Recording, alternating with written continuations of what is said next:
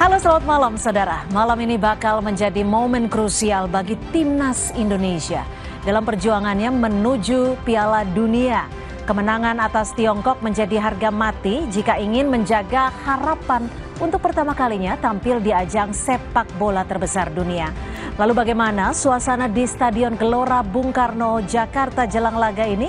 Sapa Malam kali ini juga akan menghadirkan sorotan mengenai lanjutan gugatan sidang ijazah Presiden ke-7 Joko Widodo dan teman-teman Jokowi di SMA 6 Solo yang mengajukan gugatan intervensi karena merasa alma maternya terganggu.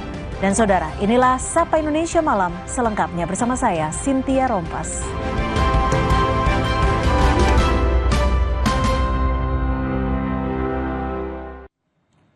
Kita ke informasi pertama, Saudara. Polresta Sleman, Yogyakarta memeriksa 7 saksi dalam kasus upaya perintangan penyidikan, kasus kecelakaan lalu lintas yang menewaskan mahasiswa Fakultas Hukum Argo Eriko Affandi. Kapolresta Sleman, Kombes Edi Setianto Erning Wibowo menduga otak di balik upaya perintangan penyidikan tersebut adalah Kristiano Tarigan, tersangka penabrak Argo Eriko Affandi. Tersangka Kristiano Tarigan diduga memerintahkan saksi untuk mengganti plat nomor mobilnya. Ini dilakukan agar polisi tidak mengetahui plat nomor polisi kendaraan yang digunakan saat kecelakaan adalah palsu.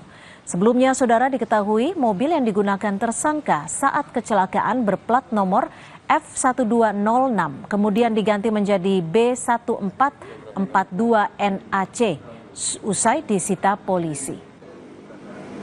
Pelaku itu yang baju merah ada nggak? Iya.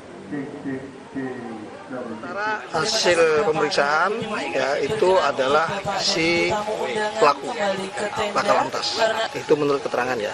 Yang dipasang itu asli, yang plat B. Tapi kalau yang lainnya itu palsu. Kemarin disampaikan motifnya itu adalah dia untuk gaya-gayaan. Sementara itu, saudara, keluarga Argo Eriko Affandi meminta polisi segera menetapkan tersangka pada kasus penggantian plat nomor mobil milik tersangka Kristiano Tarigan.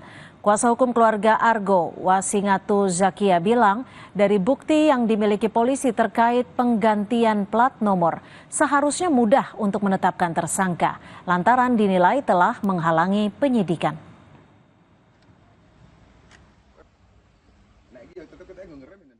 Ya. Kalau terkait dengan penggantian plat nomor, saya kira ini adalah satu peristiwa yang dinamakan obstruction of justice.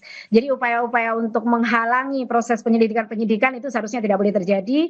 Dan saya kira kita akan terus mendorong kepolisian untuk sesegera mungkin menetapkan siapa sebenarnya tersangka dalam proses ini. Lebih tepat. Oh iya, di Polsek. Polsek nanti. Iya. Jadi barang bukti sudah berada di kepolisian, berada di bawah kepolisian, dan ini seharusnya tidak terjadi. Tetapi CCTV itu kan bisa membuktikan itu, dan saya kira polisi memang harus segera mungkin. Laporan kepada polisi sudah ada, tinggal kemudian memproses dan membuat penetapan siapa sebenarnya tersangka yang sesungguhnya. Ya.